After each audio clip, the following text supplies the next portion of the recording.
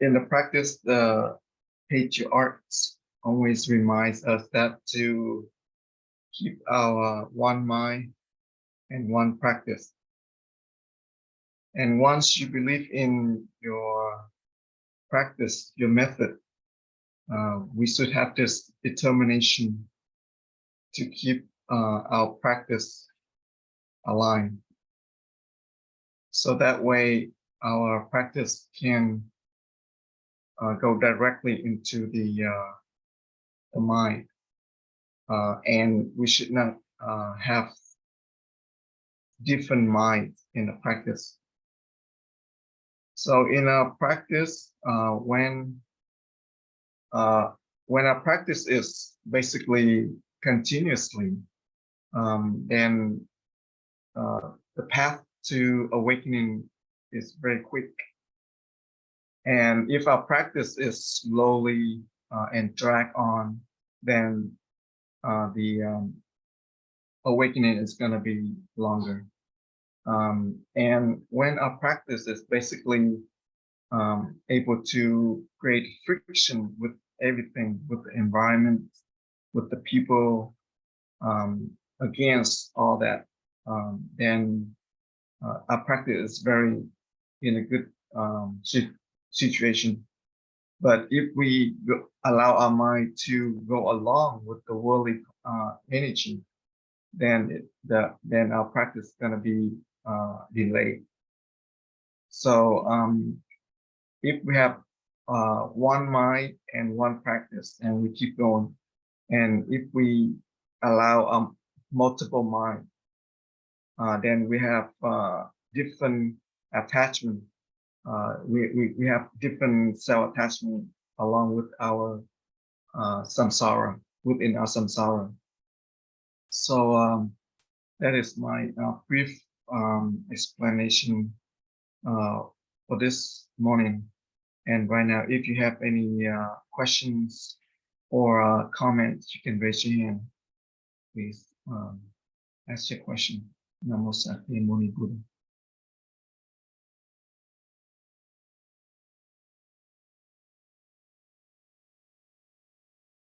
Namo Sakyamuni Buddha. Can you please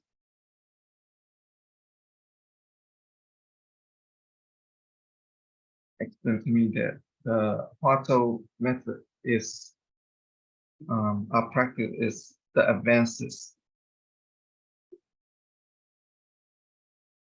and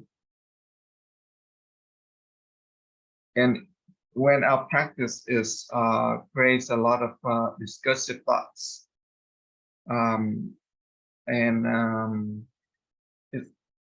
so those create obstacles in our practice. How can we achieve the awakening? So if we attach to any of the discursive thoughts or ignore discursive thought, so we're gonna fall into the four negation. So in our daily life, we have different virtues. So people, they attach to the false virtue, and people maybe run after the fame, the name, and the face, and they use the false virtue. So, for example, in a family, so if the children really love their parents, and they would not do any kind of wrong thing to the parents, they would not create the scandals, for the family, and they respect the family, the parents.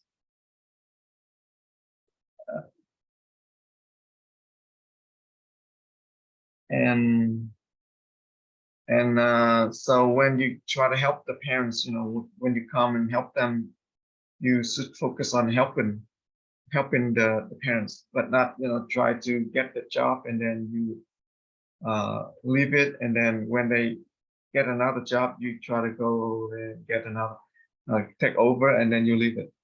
So we don't really, that means you don't really love the parents.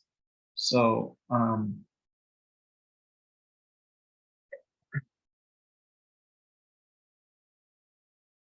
and so basically when you run after the fame, you don't really focus doing with your heart, and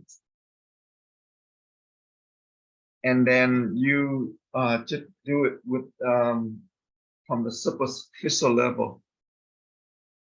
So you just do it so people can see, but not uh, from different virtue. This is a false virtue, and you trick other people into your nice view. So in this practice of virtue, and when you able to present the love to the parents, you have to present it in a true wholeheartedly, and people when they leave home and they become a monk or a nun, and it could be create even the higher virtue for the parents, and when they're able to give the parents the true Dharma, the true teaching, and when we become monks and nuns, we don't have this distinguish my parents or other people parents. So we all see that the monks and nuns see that all parents are our parents, and this not only this life but many life before. So when we choose truly be the right virtue, to help them, to lead them to the right path, lead them to the practice, but not lead them to making rich or the wrongdoing thing in life. So we should lead them to awakening and liberation. So when we are able to have this determination for the practice, and we help them and help ourselves in the practice.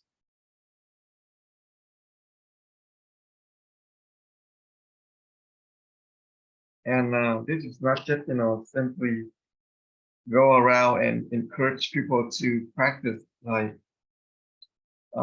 people they don't really really know the practice yet. We can actually go around and oh, please practice, and probably they think we are crazy. So when we create this kind of propaganda, it's create a lot of problems. So right now we just focus on our own practice,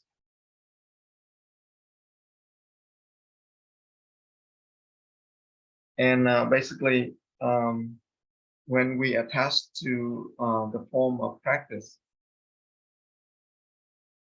and when we practice, and we self-correct ourselves, and when people they make us mad and we become very angry.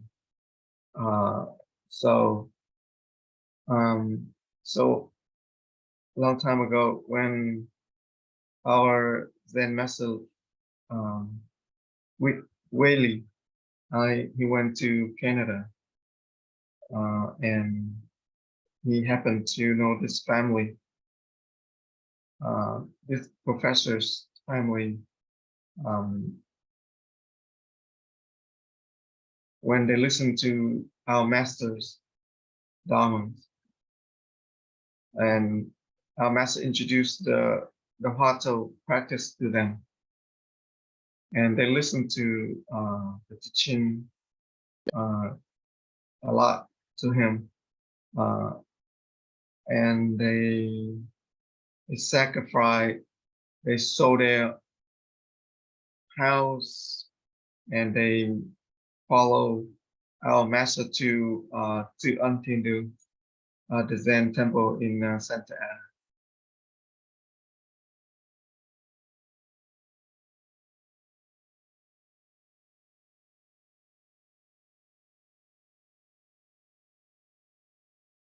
So they both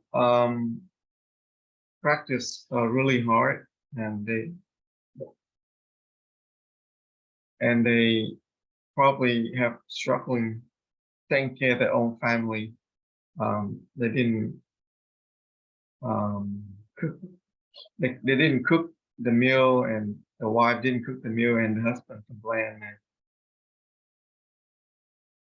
So when they sold their house in Canada and they moved to the temple, and they thought they really have the strong determination to resolve birth and death, and they moved to Santa Ana Zen Temple. But later on, they quit, and then they moved back to Canada in a few months. And because of they have a lot of practice in a not the right way, based on the form, based on the appearance. So later on, they confess that they practice, they follow the form, but not really, truly chose, to that you practice to resolve their own problem, their own birth and death, and but not truly based on the true Dharma practice. And when you focus on the practice, you're able to overcome anything in life, not based on the appearance from the outside world, and we're able to realize that we get fooled a lot, in our life by the mind and the ignorance energy. They could trick us into the fall path, and people they some people they really proud themselves when they able to learn and practice all this time, but they didn't know that they get tricked, they get fooled by the fall mind, and they create strong discriminated mind. Before they practice, they have very ease and relax and less anger, but after the practice they start to have very negative energy, and they have strong discriminated mind, and they want people to respect them more, especially for the monks and nuns. Sometimes they expect that the respect, from other people, and offer, and they're longing for the offering and the services. So when one people they get fooled by the false mind, they create a lot of problems for themselves and other people.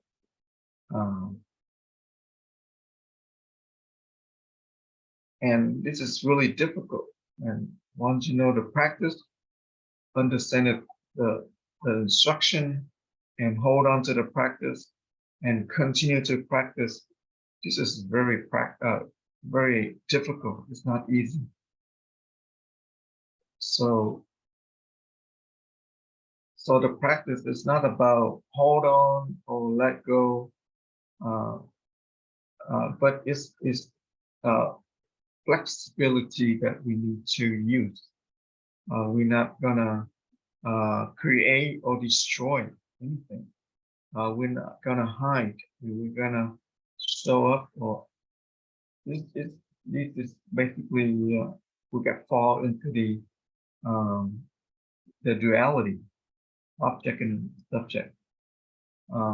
So when we determine, we have a strong determination about birth and death. It's not just about sitting and have this kind of determination, but we should go with the flow in life, and we still have to maintain that determination.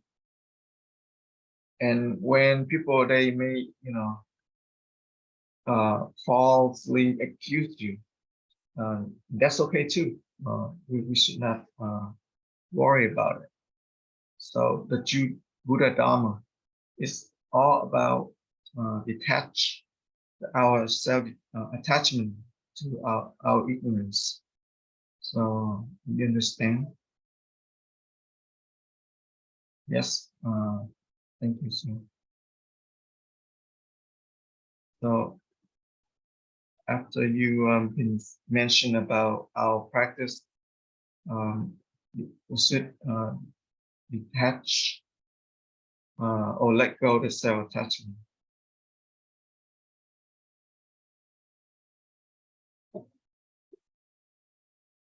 And sometimes, when we in this practice, we usually get fall off the track easily, and we can you say more about destroy the self attachment? So the self detachment is it's about focus on the practice.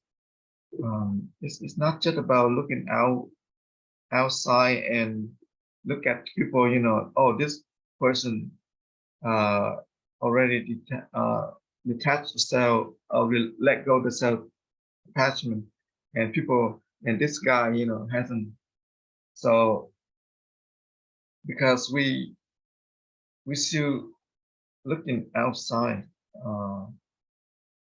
and we don't really focus on the practice, and we keep going with our self ignorance. So one thought of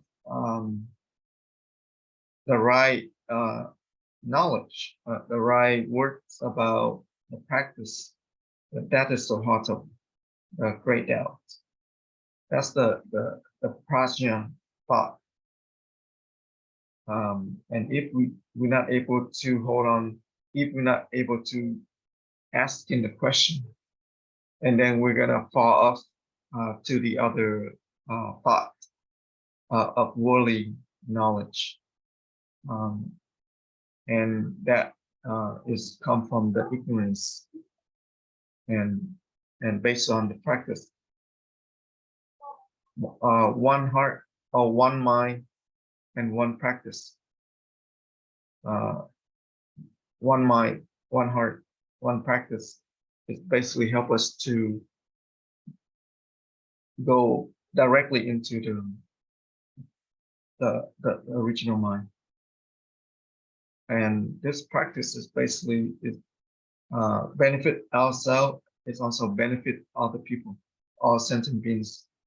So all the practice help all sentient beings. It's not about, you know, create a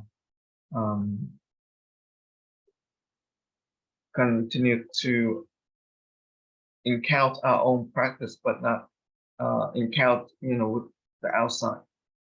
But not, you know, like greedy way, you know, to help other people. And when people, they at first they really love this practice, and then they didn't like it, and then they practice other method.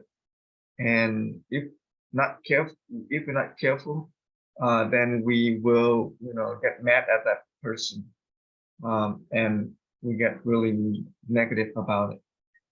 So we should be careful about this when we try to help other people to follow this practice. Otherwise, we will guide it by our own ignorance and self-attachment. And if we're not careful, you know, we not follow the guideline from the patriarchs. So the path of the bodhicitta, and based on whatever condition arise, but we're not looking for the condition to resolve. So when we practice, and everyone with everyone else,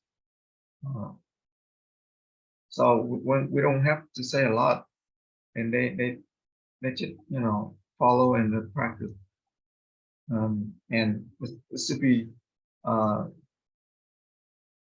self realization.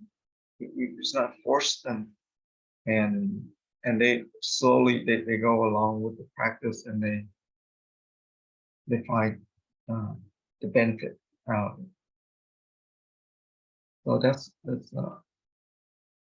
and when we self-practice, and then we able to see that, you know, come from our own original skillful meaning. And then that is when you able to practice the God the Dharma. That's the true meaning of God in the Dharma. Come from our own practice, but not from coming from the outside. And so it's come from the coarse to subtle of the Bodhisattva, and this is also the paramita practice, the 6 paramita, the 6, all the dharmas in the 6 paramita, they come into giving dharma, donation, patience, meditation, wisdom. So basically, all this 6 paramita is helping us to focus on the practice. We're not going to fall off the track when we stay focused. And when we practice the 3 donation, when we see no one giving or giver, and nothing to give. So when we encounter with material goods, then, you know, we just continue to practice. It doesn't matter what. This is the path of awakening, or expanding our community, or helping other people to understand practice. So when people they able to gain from this practice, then we can help prolong the true Buddha Dharma, and the practitioner continue to practice and expand that circle. And we help the teaching of the Buddha helping other sentient beings. So when we practice this, we're able to see when the practice increase our self, our ego, or the practice helping us to reduce our own ego. So and when the Zen master asks the student, what is the Buddha Dharma? What is the body of Dharma? And when if you're not able to answer right away, then we're not able to awake. And when they ask, what is the original Buddha nature, and one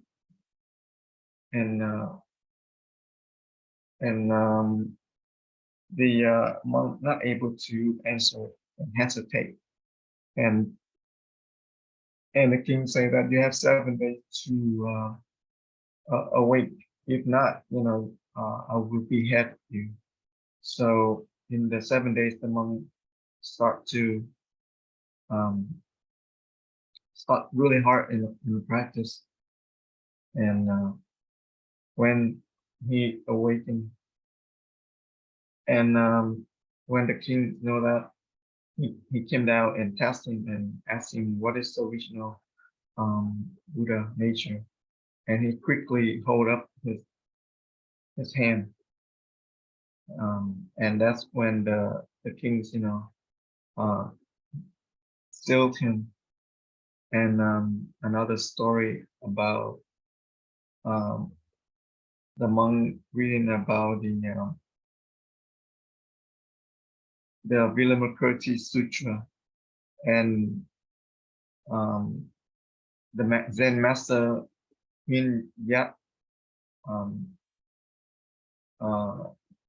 say that people reading the text, and people are not able to transform from the text, but the text transform them. And another example, when a monk came to present his practice, he said to the monk, oh, I recite the sutra 3,000 times. And the Huinan Zen master said that, well, actually the sutra is transform you, but not you transform the text. So so our practice is only if it's only benefit you, then it's gonna go wrong way against the bodhicitta vow. And so our practice is not gonna help us to resolve the issues in one day or one night, but we just continue to practice, doesn't matter what, and continue to go directly into the mind, original mind. So I hope did it make sense? Yes. And here's another question. Dear Thầy, dear monk, someone they said about practice. They say something about people they keep criticize other people, and so doesn't matter what people say. If they say it right or wrong, you just, don't worry about it. It's just, this is a worldly criticize about someone else. When we attach to their criticism, then we create our own, problem. So just mainly keep focused on the practice. So the Zen practices in all this midst of problem issues, all this crazy thing going on, but if we're able to continue to go directly into the practice, and then you don't have to worry about right or wrong. And when people are able to recognize that they're gonna correct their own issues. So in the Zen practice, we just not find the answers, but we have to lose all the questions. So this is all for today. Thank you, everyone. Namo Sakya Muni Buddha.